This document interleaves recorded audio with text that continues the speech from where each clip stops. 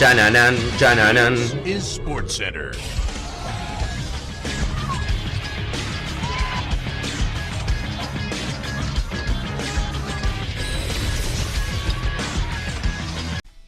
¿Qué lo parió, viejo? Realmente, qué partido acabamos de terminar de ver. Uno siempre que ve el Mundial Sub-20 dice, bueno, pero ¿a quién le importan las juveniles? ¿Qué le importa a uno el Sub-20, el Sub-17? Pero la verdad es cuando ya estás en estas instancias, semifinales, para meterte en una final e ir, evidentemente, por un título, que obviamente no es lo mismo que un Mundial a nivel mayor, lo tenemos clarísimo, pero no deja de ser un Mundial donde van las selecciones, donde van muchos chicos que seguramente a futuro los vamos a ver jugar con la camiseta a nivel absoluto. Y además, en el caso de Argentina, después de tanto tiempo, porque la verdad que hace mucho que Argentina no llega a una definición de una Copa del Mundo, cuando la ganó en el 2007 allá en Canadá, los Países Bajos, ya se me mezclan los mundiales. Pero bueno, a lo que voy. Partido durísimo, realmente frente a Colombia, una Argentina que en la previa venía muy bien, muy cómoda, sacando todos los partidos adelante. Le había ganado Italia en fase de grupo, obviamente hablo del más complicado, ¿no? Porque también había ganado otros partidos mucho menos difíciles contra Australia y también contra Cuba. En los octavos, sin pena ni gloria, pasó por encima a Nigeria 4-0 y venía en cuarto de final de ganar con bastante comodidad 2-0 a una México que ni siquiera le llegó a patear al arco. No le puso realmente un rival complicado, un obstáculo que Argentina no podía sortear. Pero claro, del otro lado estaba Colombia. Una Colombia que ya se habían enfrentado en el Sudamericano, habían sido partidos muy parejos, Argentina había empatado y había ganado por la mínima.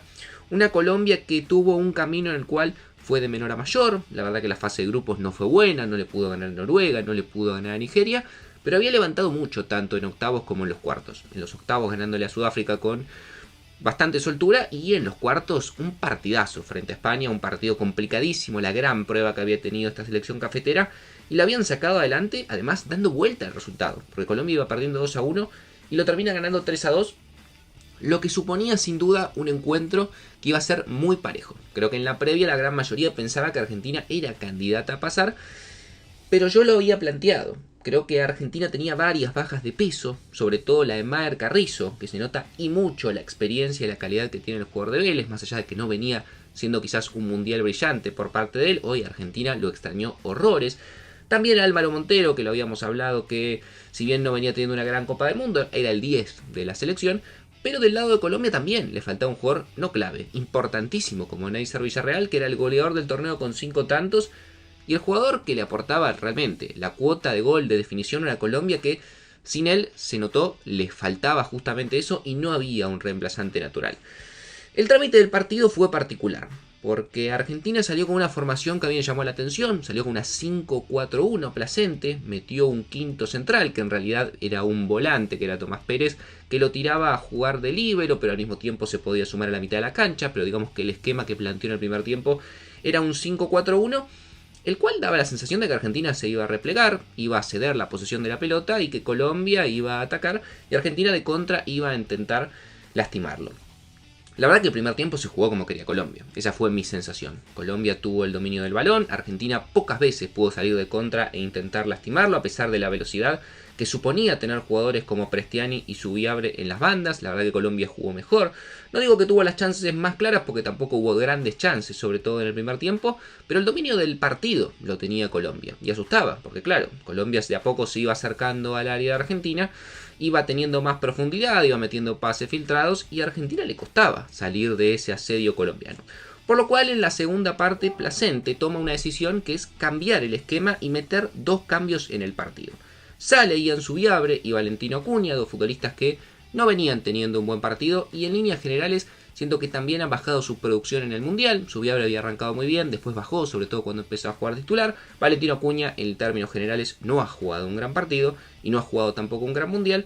Y entran Mateo Silvetti y Tobías Andrada. Mete un doble 9, sale de ese asedio de estar jugando con 5 abajo y a partir de ahí creo que Argentina poco a poco fue creciendo. Se había estabilizado un poco hacia el final del primer tiempo, ya no había tanto dominio colombiano y con la entrada de un nuevo delantero para jugar Silvetti y Zarco, creo que Argentina poco a poco se fue asentando.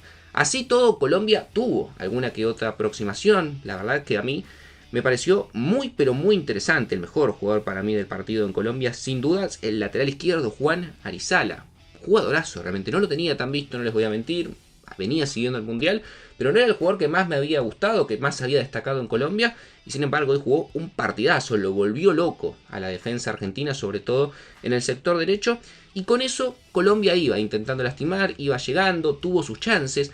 Un Santino Bardi, que es el arquero argentino, que para mí no había tenido un buen primer tiempo, había tenido alguna que otra salida en falso, pero tuvo dos atajadas muy importantes, sobre todo la del cabezazo para mantener el arco en cero. Y Argentina empezó con el doble 9 a generar chances. La verdad que Silvetti y Zarco tuvieron 2 o 3 muy claras, muy claras, sobre todo Zarco, que es uno de los goleadores del torneo, con 4, y la cerraron abajo del arco. Y ahí obviamente muchas veces está el famoso dicho de las que errás abajo del arco, después te las terminan metiendo en tu propio arco. Sin embargo, después también tuvo un par con Silvetti, que no venía fino en la definición, había tirado un par afuera, pero Argentina empezaba a generar peligro y empezaba al mismo tiempo también a tomar confianza. Argentina se puso más sólida atrás, el arquero, que venía con muchas dudas con las atajadas, se puso más sólido, empezó a salir, tomó voz de mando. La saga central, sobre todo para mí, partidazo de Villalba, el futbolista de Gimnasia, que no venía siendo titular, y ante la lesión de Valente Pirani jugó este partido y jugó un partidazo, mejor que Tobías Ramírez, que para mí venía siendo lo más sólido y no jugó muy bien.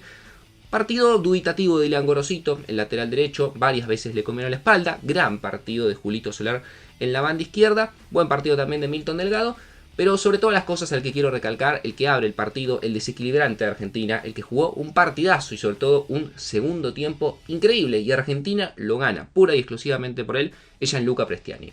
Futbolista que muchas veces se lo critica por morfón, porque hace una de más, porque no la pasa, porque a veces es lagunero, no lo vemos, por ser un jugador también canchero, que quizás carga a los rivales en alguna ocasión, pero sin dudas, y lo dije en algún momento, es el jugador más desequilibrante que tiene este plantel, con diferencia.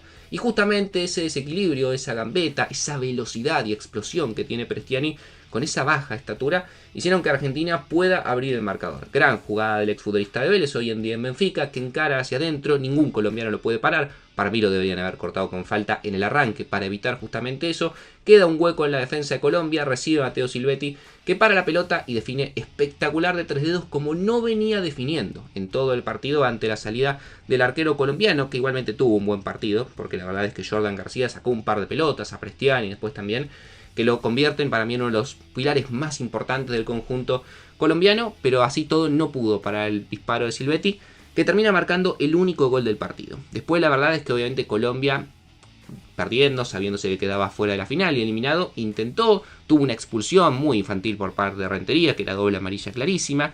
Argentina en un momento pudo haber perdido a Ilan Gorosito porque la falta fue muy dura. El árbitro termina entendiendo que no va tan alto en el pie, pero la verdad que la patada fue terrible, lo podían haber expulsado al 4 argentino, más allá de que para mí particularmente creo que la amarilla estaba bien, más allá de la dureza de la falta, porque no va a pegarle exclusivamente, sino que llega tarde la pelota, pero al margen de eso Colombia no pudo en los últimos minutos generarle a Argentina peligro y termina pagando cara algunas desatenciones, y Argentina, a pesar de no tener a varios de sus jugadores, que ahora los va a recuperar como Maher Carrizo para la final, termina metiéndose en la definición del torneo, creo que merecidamente.